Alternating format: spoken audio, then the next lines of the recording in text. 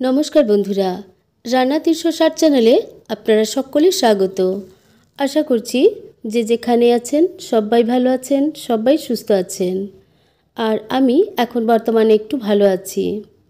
आज आमी कोनो रान्नार रेसिपि निये हाजिर हइनि बंधुरा।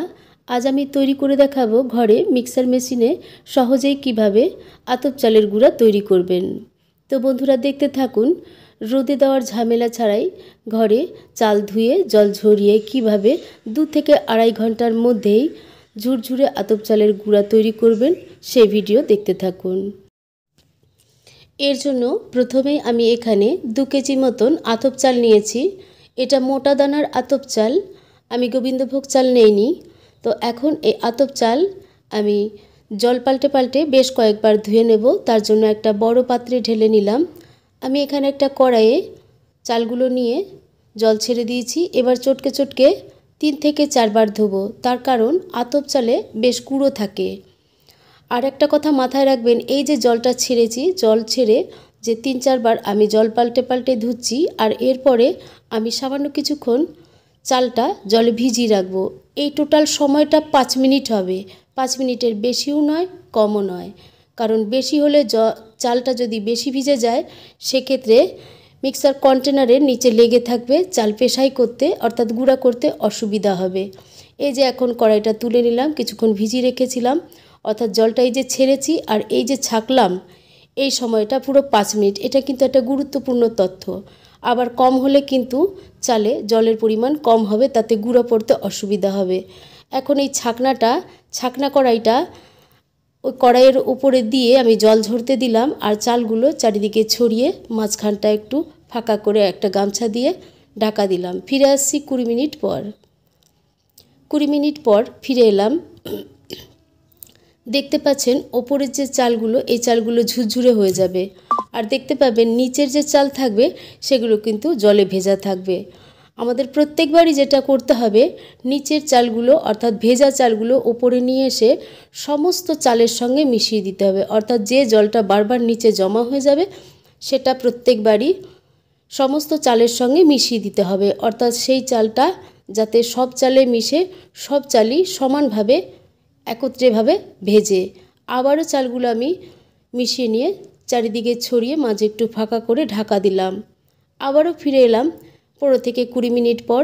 একইভাবে বারবার কিন্তু ওই নিচে জমে যাওয়া জলটাই অর্থাৎ ছাকনার নিচে যে জমে যাচ্ছে জল, ভেজা চাল, সেই ভেজা চাল আর শুকনো চাল মিলিয়ে মিশিয়ে দিতে হবে।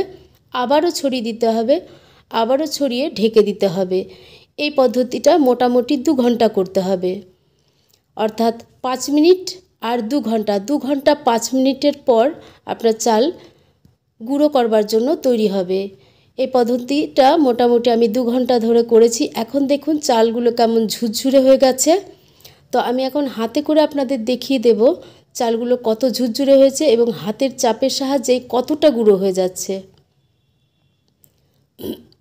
এই দেখুন কি সুন্দর, হাতে চটকে নিলেই অর্থাৎ একটু মলে নিলেই কেমন গুঁড়ো পড়ছে। তো বুঝতেই পারছেন 2 ঘন্টা পর করবেন, কিন্তু এর আগে করতে যাবেন না। তো এবারে আমি কন্টেনারে দেখিয়ে দিচ্ছি। এটা মোটামুটি বড় সাইজের কন্টেনার, ছোট কন্টেনার নিলে হবে না। আর এই কন্টেনারের 3 ভাগের 1 ভাগ মতো চাল নেব। এখানে কিন্তু বেশি দেওয়া যাবে না, তাহলে লোডটা বেশি হয়ে যাবে, মিক্সার মেশিনের ক্ষতি হতে পারে। তো দিয়ে আপনাদের দেখিয়ে দিচ্ছি, চোখের পলকে গুঁড়া পড়ে যাবে। আর খুব বেশি দেরি করবেন না, 2 থেকে আড়াই ঘন্টার মধ্যেই কিন্তু চালটা গুঁড়া করবেন। আবার মনে করবেন না চালটা ঝুরো ঝুরো হয়ে গেছে, আমি 2-4 ঘন্টা পরে করব, তাহলে কিন্তু চালটা আবার শুকিয়ে যাবে। সুতরাং প্রত্যেকটা কথা মাথায় রাখবেন। দেখুন আমি গুঁড়ো করে নিয়েছি, কি সুন্দর গুঁড়ো পড়েছে দেখুন। আর যখনই গুঁড়ো করবেন দেখবেন দুটো সাইডে এত সুন্দর লেগে থাকবে আর এত সুন্দর গুঁড়ো পড়বে। আপনি চাইলে না চাললেও পারেন, তবুও আমি একটু চালনায় করে চেলে দেখিয়ে দিচ্ছি যে কতটা পরিমাণ আমি গুঁড়া তৈরি করলাম, তার মধ্যে কতটুকু দানা ভাব থাকলো। আর এদিকে দেখুন কন্টেনারের নিচেটা একদম পরিষ্কার। যদি জলে বেশি ভেজান তাহলে কিন্তু এই কন্টেনারের নিচে চাল চাপচাপ হয়ে লেগে থাকবে, তাতে মিক্সার মেশিনের ক্ষতি হতে পারে। এখন আমি চেলে নিচ্ছি। দেখুন কতটা পরিমাণে চাল গুঁড়ো ছিল, তার দানা ভাব সামান্যই পড়ে রইল। আর এদিকে একদম মিহি ফাইন গুঁড়া তৈরি হয়ে গেছে।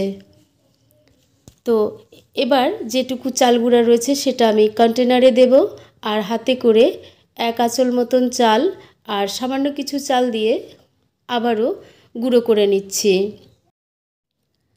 অনেকেই দেখি আতপ চাল ভিজিয়ে রাখেন, রোদে শুকাতে দেন, তারপরে ঝুরঝুরো করে গুঁড়ো করেন, কিন্তু এগুলোর কোনোটাই দরকার হয় না। শুধুমাত্র সময়টা খেয়াল রাখবেন, 5 মিনিট ধরে ধোয়া এবং ভেজানো মিলে 5 মিনিট, আর 2 ঘন্টা মিলে উল্টে পাল্টে সমস্ত চালের জলটা মিশিয়ে নেবেন।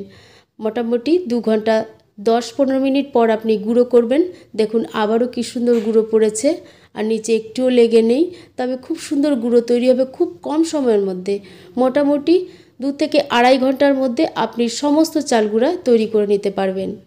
এটা দুপুরে যখন রান্না করবেন তখন এটা করবেন, তাহলে সেই সময় চাল ভিজিয়ে ধুয়ে জল ঝরতে দেবেন, রান্নার ফাঁকে ফাঁকে উল্টে পাল্টে নেড়ে চেড়ে দেবেন, তাতে করে চালটা ঝুরো ঝুরো হবে। রান্নার পর আপনি বসে বসে গুঁড়ো করে নিতে পারবেন। আর একদম শেষে দেখুন কিছু কিছু দানা দানা চাল গুঁড়ো আমি রেখেছি, এটা দিলেও এটা গুঁড়ো হয়ে যেত। এটা আমি পাটিসাপটার খিরসা বানাবো দেখে রেখে নিলাম।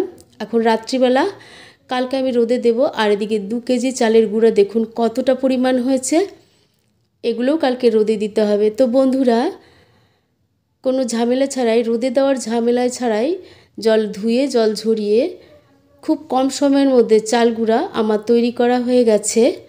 তো যদি ভিডিওটা ভালো লাগে তাহলে সবার কাছে শেয়ার করবেন, কারণ আগামী পরশুদিন হচ্ছে পৌষ সংক্রান্তি, সবারই কম বেশি ঘরে চাল গুঁড়া তৈরি করবে। তো সবারই ভীষণ দরকার লাগবে ভিডিওটা। লাইক করবেন, কমেন্টে লিখে জানাবেন কেমন হয়েছে ভিডিওটা, আর সাবস্ক্রাইব করে অবশ্যই আমার চ্যানেলের পাশে থাকবেন বন্ধুরা।